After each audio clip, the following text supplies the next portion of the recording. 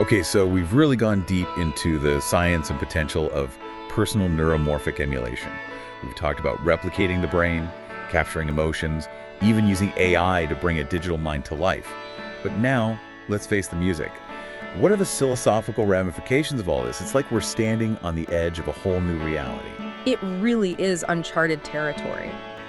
Think about it. If we can create a digital copy of our minds, what does that say about the nature of self? Is it our physical body, our memories, our consciousness, or something else entirely? And what about the idea of a soul? Does a digital copy have a soul? Does it experience the world the same way we do? These are questions that have puzzled philosophers for centuries, and PNE brings them front and center. Imagine you have a digital copy of yourself out there, living in a virtual world, potentially experiencing things you never will. Is that copy still you? It's like that old thought experiment about the ship of Theseus, right? If you replace all the parts of a ship, is it still the same ship? Are we just the sum of our parts, or is there something more, some intangible essence that makes us unique? The authors of the PNE article don't shy away from these questions. They acknowledge that this technology could completely transform our understanding of life, death, and everything in between. Yeah, they even touch on the idea of digital immortality.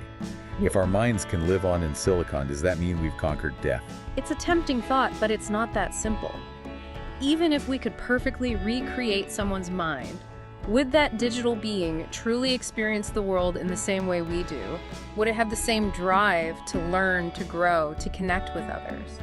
And what about the original person? Yeah. If your consciousness is now living in a digital world, what happens to your physical body? You just become an empty shell.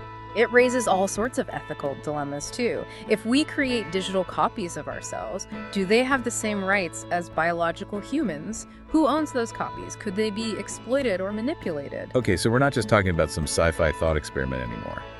This is a potential future we need to be prepared for. A future where the line between human and machine, between life and death, becomes blurred. It's a future that demands we grapple with some seriously complex questions, but it's also a future filled with incredible possibility. Imagine a world where we can interact with digital versions of loved ones who have passed away, or learn from the greatest minds in history, regardless of time or distance. It's like we're on the verge of unlocking a whole new dimension of human experience. But with that power comes a tremendous responsibility to use it wisely. Absolutely. We need to approach PNE with caution, with humility, and with a deep respect for the profound questions it raises about what it means to be human. Well, I think we've done a pretty good job of unpacking those questions today. From the science behind replicating the brain to the philosophical and ethical dilemmas of digital consciousness, this deep dive has truly been a journey into the unknown. It has indeed. And as we continue to explore this uncharted territory, it's crucial that we keep these conversations going, that we engage with the big questions and work together to shape a future where technology serves humanity, not the other way around. And on that note, we'll leave you with this final thought.